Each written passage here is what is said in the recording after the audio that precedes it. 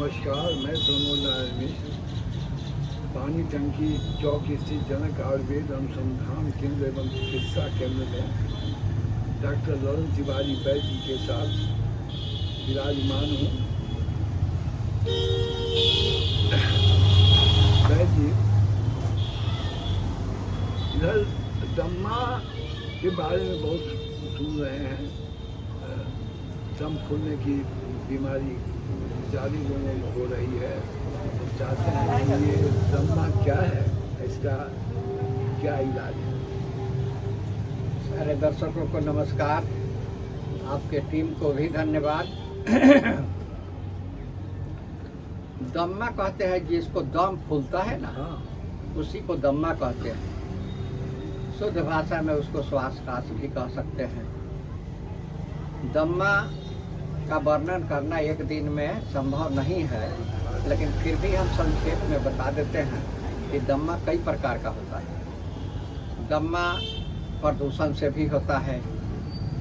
आज का जो दौर चल रहा है, कौन प्रदूषण नहीं है वातावरण में।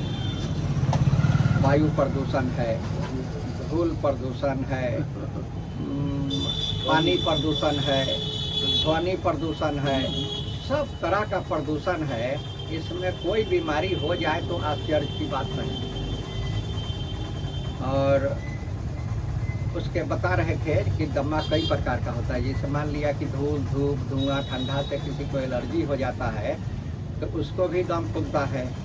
किसी को नज़ला हो जाता है, साइनस जिसको कहते हैं, तो उसको भी कुछ दिन के बाद दम फूलने लगता है। और किसी को ब्रोंकस में सूजन हो जाता है तो उसको ब्रोंकाइटिस कहते हैं। तो उससे भी जब ब्रोंकस का जो नली है वो जितना रहना चाहिए ऑक्सीजन लेने के लिए, सूजन हो जाने पर उसकी नली संकरी हो जाती है, उतना ऑक्सीजन नहीं ले पाता है, इसलिए रोगी को जोर लगाना पड़ता है सांस लेने के लिए। उसी को दम फूलना कहते हैं। किसी किसी को लंग्स में प्रदूषण हो जाता है, इन्फेक्शन, तो उससे भी दम फूलता है।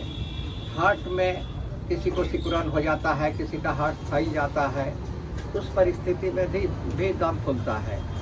और किसी किसी को बहुत गैस्ट्रिक का शिकायत है, गैस बहुत भर गया, तो उसके चलते भी दम फूलता है। एनाटॉमिकल उसका डिस्टर्ब होता है कि स्टोमक हार्ट से सटने लगता है, तो उस रोगी को दम फूलता है। इस तरह से कई प्रकार हैं दम्मा के, कई प्रकार हैं। दम्मा जिसको दम फूलता है उसको दम्मा कहते हैं। और दम फूलने का कई प्रकार है, कई कारण बताए।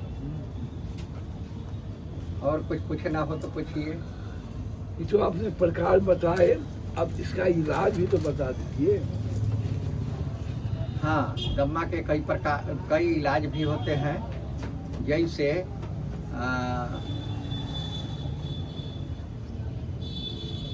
अपना से यदि बनाना हो तो बासा का औलेह बना सकते हैं, बासा का सिरप बना सकते हैं, बासा का चूरन बना सकते हैं, बासा का बटी बना सकते हैं। कोई चीज़ बना करके बासा का सेवन यदि लगातार किया जाए तो दम्मा ठीक भी हो सकता है।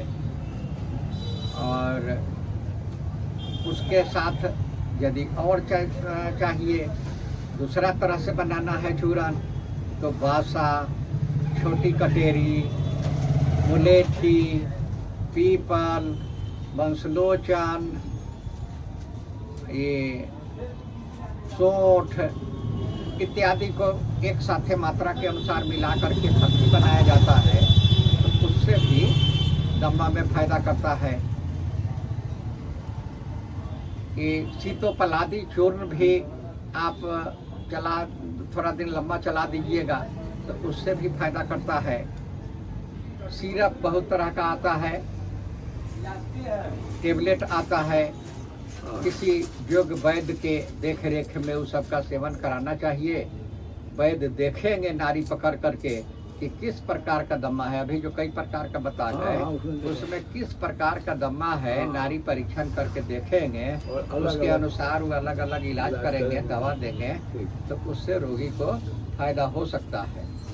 दर्शकों, आपने रोगी को धूल, धूप, धुआं, धुआं से ठंडा से खास करके बचना चाहिए। चाहिए। दर्शकों, आपने सुना दम्मा क्या है और इसका इलाज किस तरह से हो सकता है। वैद्य ने यह भी कहा कि किसी योग्य चिकित्सक से सलाह लेनी चाहिए। तो अब इनके चिकित्सा केंद्र से अवगत हैं ही, बराबर वीडियो आप देख रहे हैं, इसमें नंबर भी है।